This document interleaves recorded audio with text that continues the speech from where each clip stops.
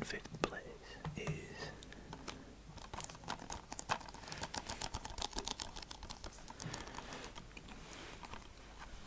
Resident Evil. Resident Evil number 1. So like this contains both number 1 and number 0, which was like a prequel that I think came next. But I've only played number 1 in here. So that one's number 1, Resident Evil, and then that's Resident Evil 0. But I've only played this one, and I loved it. So I want to get in. Well, I've been looking forward to playing the new Resident Evils, but I thought I need to play the old ones to understand like the story. So I went back to the very beginning with the Resident Evil one. However, Resident Evil, it came out on the PlayStation in like 1997 or 1998, maybe 1996, maybe actually. And I remember my cousin had it. I was like, me and my cousin's son, we were like the same age, so I was always over there, and we were playing like Lost World on PlayStation. But I remember he had, his dad, my cousin, had Resident Evil 1, and it had like a really, really creepy cover. But anyway, that's like a really old version of the game, well, the original, and they remade it in 2002, thereabouts, for the GameCube, I believe. And that was this. And then I think this will have been remastered for the PS4. Or maybe not, maybe it's just that they put them together for the PS4. But this is essentially the GameCube version, the GameCube remake of the 2002 remake of the 1990 something. And it was a big difference apparently. Playing it now, it's like, if you've not played it, it's like you have just any room that you're in is just like an image, and your character runs around this image. Like, it's not like these days where you've got the camera moves around wherever you need it to. It's just one fixed image. So it's very strange, but it's actually quite charming. And it's quite creepy. I think it's like there's no music.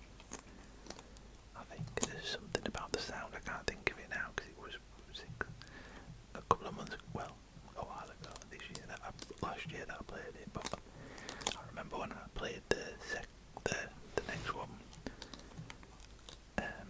Even though that's way more modern, it was like I missed something from the first one, and I think that was like part of its charm.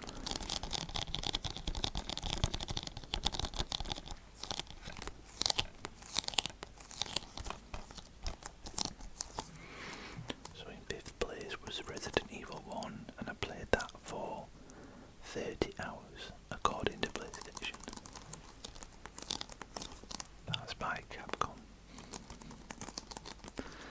Like I said, Resident Evil 0 is on here, and I'm in no rush to play that because it's apparently not that good, but I've got more that I need to play, that I want to play more, do you know what I mean? So I'll come back to that if I end up like destitute with no other games to play.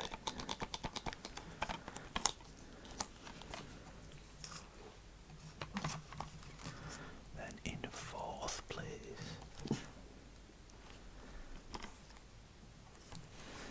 Resident Evil 2, also by Capcom, but this one was for the PS5.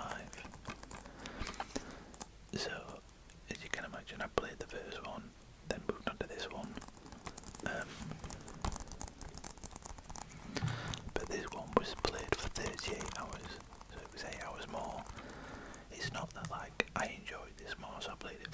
just the story was longer. But in reality, I did enjoy this one more. So again, Resident Evil 2 came out a long time ago, probably like 1999, I think. And unlike the other one that was remade a couple of years later, this was remade in like 2019 or something, so it was like 20 years later. It was remade in 2017.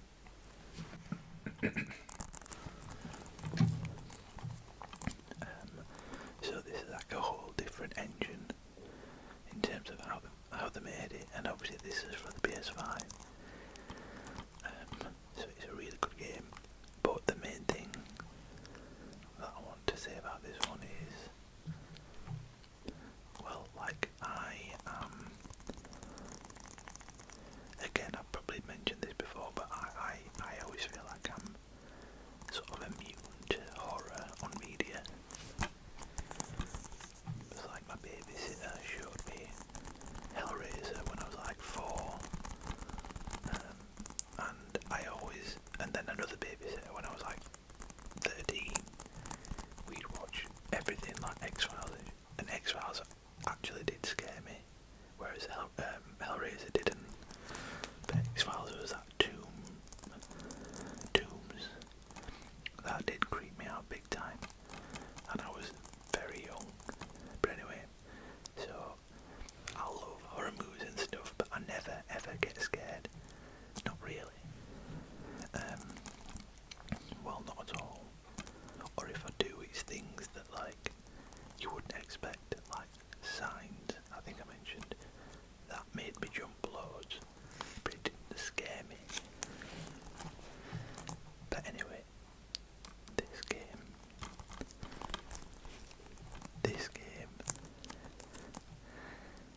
scared me.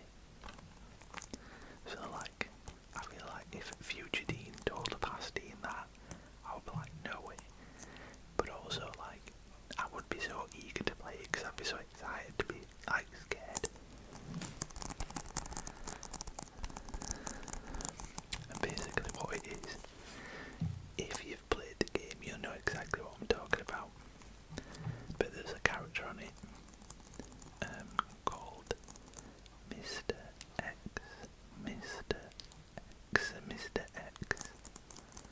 And he's like this 8-foot something guy, built like a brick shit house. And basically you're running around the police station in Raccoon City, and he doesn't show up. He's not there for the first half of the game, and then all of a sudden,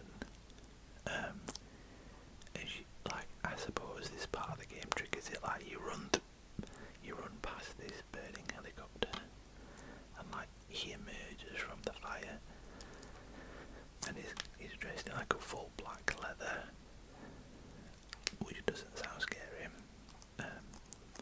ensemble, but it's his footsteps, like when you escape him, like, and you're running around the police station, you know he's always coming for you, and you hear his footsteps before you see him, and there might be some music that accompanies it, but it's the footsteps. It genuinely freaks you out. You're like, where is it? And you're checking like so whenever you're going anywhere, you're making sure you can see where the exits all are, so you've got somewhere to run.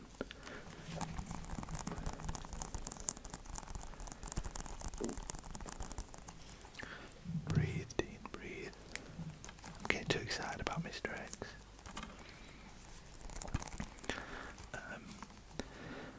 So it's a really good game. It's really good. But then Mr. X elevated it for me. Like, I loved it, and I remember being like grateful when he was dead, or when I thought he was out of the story. He was like, I can chill out of it now. And there was one night where I was like, nah, I need to put this down for tonight. This is too much. And I never ever thought that I would be in that position. So, I really enjoyed this game. So I bought this one. Then when I was playing this one, I bought 3 and 4 because I know 4 is supposed to be like the best of them all, I think.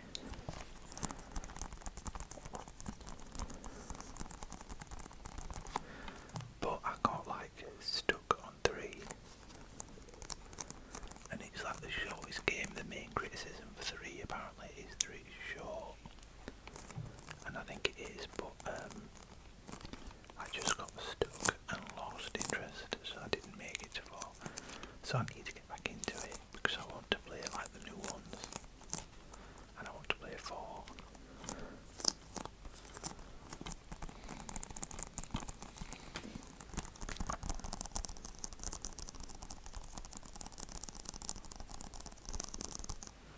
So I'll move on to number 3.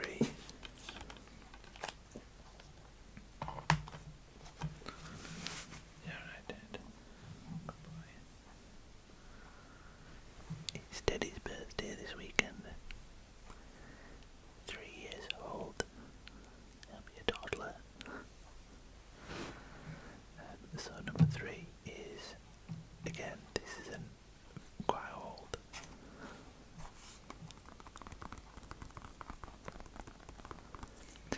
Legend of Zelda, Breath of the Wild.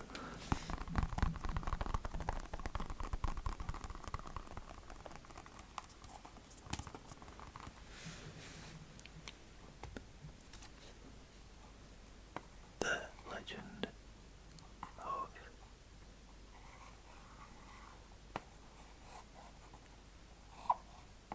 Zelda, Breath of the Wild with Link.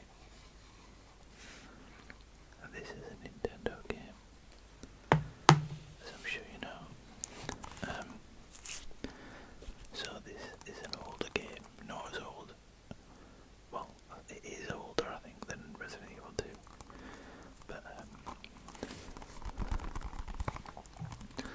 this is one where I started playing it years ago, like not that long, but like 2023 when I first got the Switch, and didn't get that far. I got like off the plateau, and that's all like just about to get off the plateau, but then I stopped playing. Whereas this year, pretty much like springtime, I started it again from the beginning, and finished it, and it's incredible. It's genuinely, absolutely incredible. I bought Tears of the Kingdom, which is the sequel to this, for the Nintendo Switch 2, but I haven't started it yet. I'm trying to play some of my PS5 games because I've neglected it for like a year. Well, I played them, so other than them, well, you'll see. But this actually came out originally in like 2011 or something for the Nintendo Wii U. It might not be 2011. I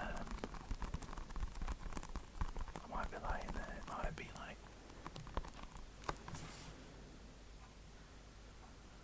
I can't remember, but whenever Wii U came out, it came out for that originally, maybe 2012. And then the Wii U like ended just as this came out. So then they redid it for the Switch, because the Switch was like a massive success and the Wii U was a massive failure. So they redid it for the Switch. The Nintendo Switch. And then when the Nintendo Switch 2 came out, they brought out a Nintendo Switch 2 version, which I bought. It was just like a £10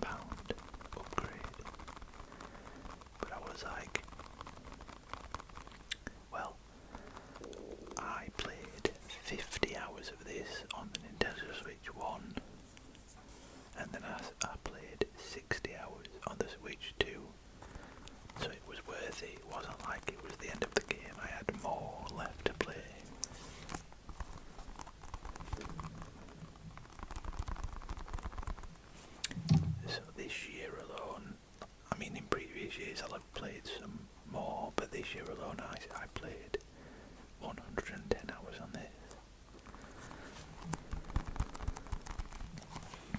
Which is obviously a big jump from the 4th and 5th place.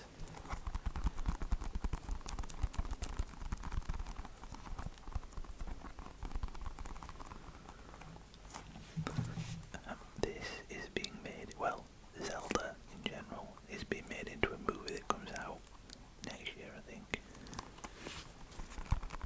And I never knew anything about it. And obviously I'm now into games and I'm now into Zelda that I can probably enjoy the movie.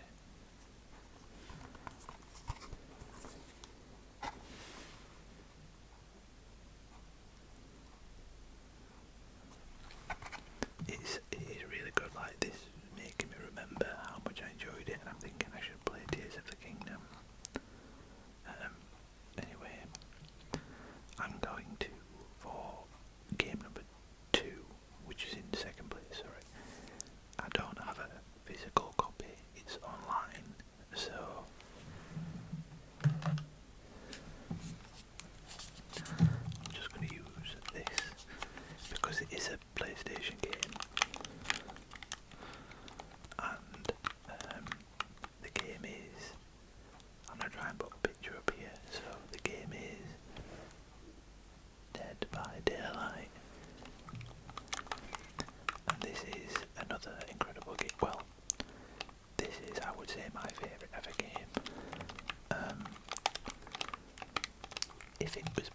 If it was like last year, this would have been by far the most played game for me. I grew up liking horror, like Scream and Faculty and Urban Legend and all that stuff. I grew up loving that, and like where you'd play like Tick or 45 or whatever when you're playing out. Me and all my friends, we'd be playing Scream. So when I found out what this game was, I was like, yes, that is a bit of me. And just to explain the game briefly, it's an online multiplayer game, so you can't just buy it and play it on your own. And each game, there are 5 players. 4 are survivors, and 1 is the killer, and you can play as either. And the game can varies in length, but it might be like 20 minutes, 30 minutes. And you are in this arena, which could be anything, like it could be like an abandoned school, an abandoned hospital, or it could be an environment from from a movie or a famous game, like Halloween. They have Haddonfield, one of the streets on the game, and that's really cool. They also have the police station from Resident Evil 2, and I played that on DVD, Dead by Daylight, long before I played it on Resident Evil. And then playing it, when I came to play it on Resident Evil, it was so strange because I'd be like running into rooms that I knew very well from Dead by Daylight, and it'd be a completely different place, and I was like, what is going on? So yeah, you're in this arena, and the aim of the game is for the survivors, they've got to try and get out of the arena, and for the killer, he's got to try and kill the survivors before they get out. And for the survivors to get out of the arena, there are these 2 gates somewhere in the arena, and to open the gates, the survivors have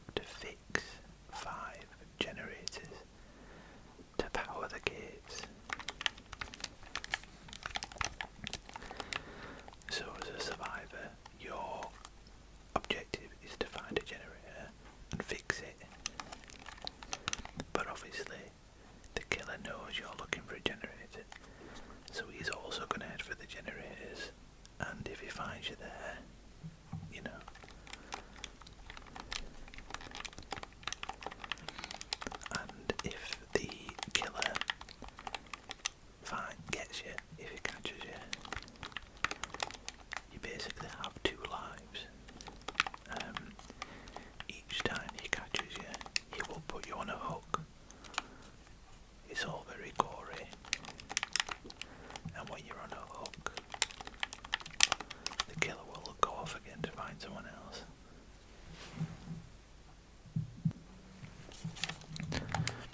But then the other survivors, at least you hope they will come and take you off the hook and keep you in the game. If they don't, eventually you'll bleed out and die on the hook. If they do take you off the hook, that's 1 life gone, and then you've got a 2nd life, and then if it happens a 3rd time, you're a goner.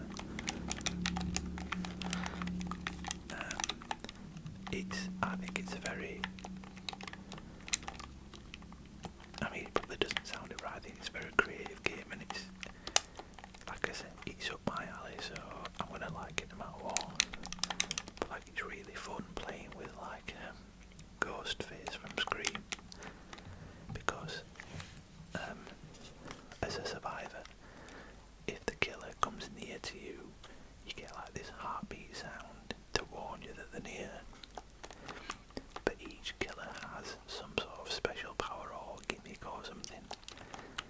And for Ghostface from Scream, his power is that he can turn off the heartbeat. So like, he can come up to you without you hearing anything, so you have no idea he's nearby. And like, my nephews were over one night and we were playing it. And there were 3 of us fixing this generator, and the other 2 just ran off. I'm like, what are you doing? And I'm like looking at them, what are you doing? And there's no like heartbeat happening, so you're like, well, nobody's nearby, the killer's not nearby. And then I like turned around just thinking there's nobody coming up behind me, is there? And you know when you do that, when you look, and then someone's there, and it makes you jump even more. Well, Ghostface was literally right there, and all 3 of us on the sofa literally shit his sense.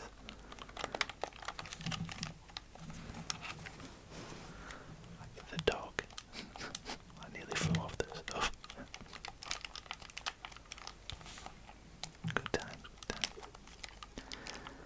Anyway, Dead by Daylight, for this year alone, I played it 133 hours.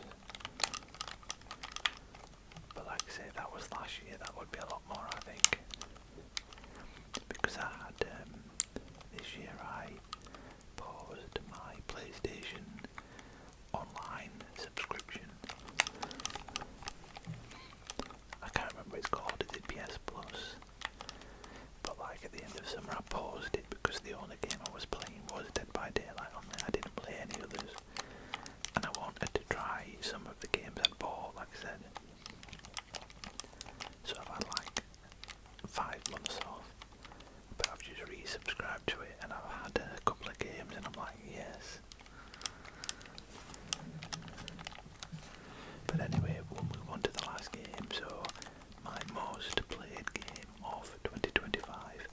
Again, I don't have a physical copy, but I've got a box. You might know what it is from even saying that.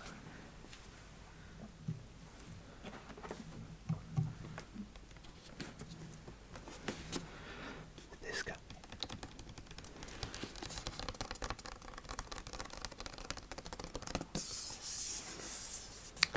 Mario Kart World. This is my most played game of 2025. And that's for the Nintendo Switch 2.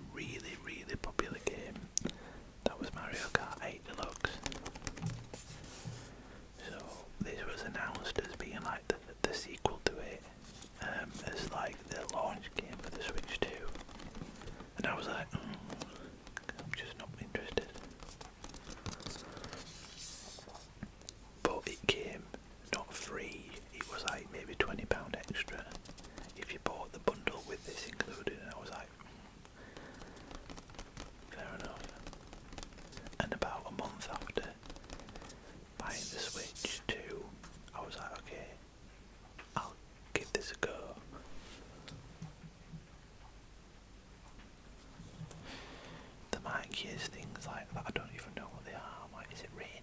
It's not.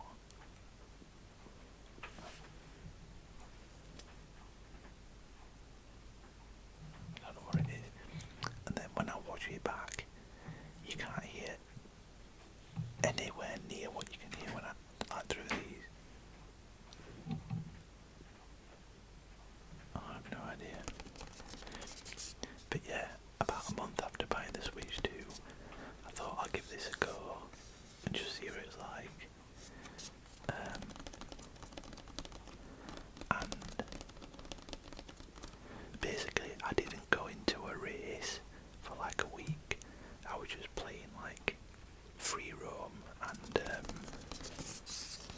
like the time trials that you can do by yourself.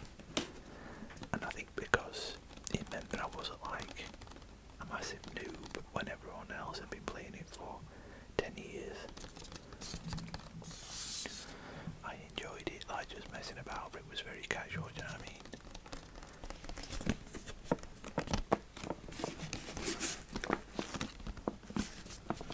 But then like a week later, I gave the proper games a go, like where you're racing with people from all over the world. And obviously, given this is the most played game of me this year, last year, I got into it.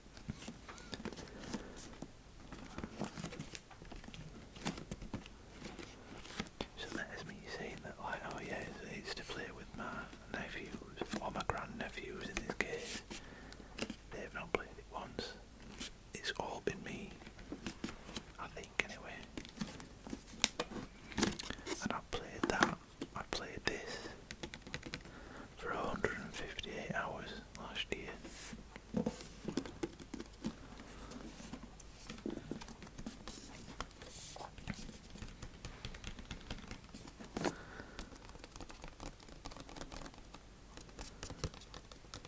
I probably should not admit to that on the internet, but there you go. It's like in the morning, before work or whatever, after I take the dog, I'll have a coffee and basically play like 2 or 3 races every day.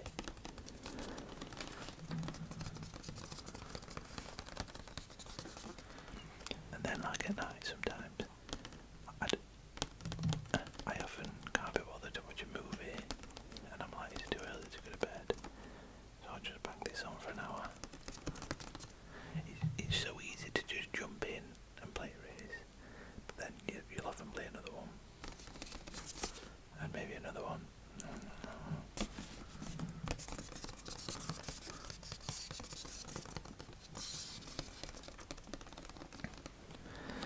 So Mario Kart World, which could also be, I think, called Mario Kart 9, was my most played game of 2025.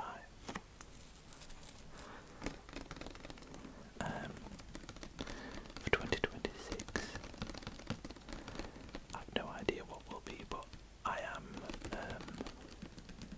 intending to carry on with the Resident Evil games because number 9's just come out, and I probably won't get all the way up to number 9, but I'll probably end up buying it and then playing it in 4 years' time.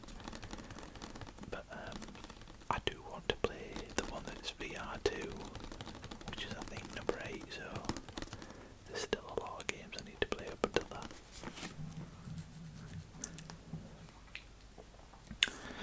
But there's also a bunch of games that I've got in my backlog that I've got like physical copies of that I really want to play.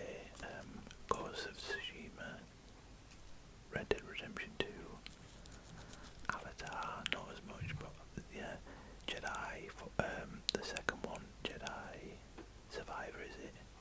That's the one I've just installed to play, because the first one was unreal, like, it was literally like being in a Star Wars movie. That was number 6, Jedi Fallen Order.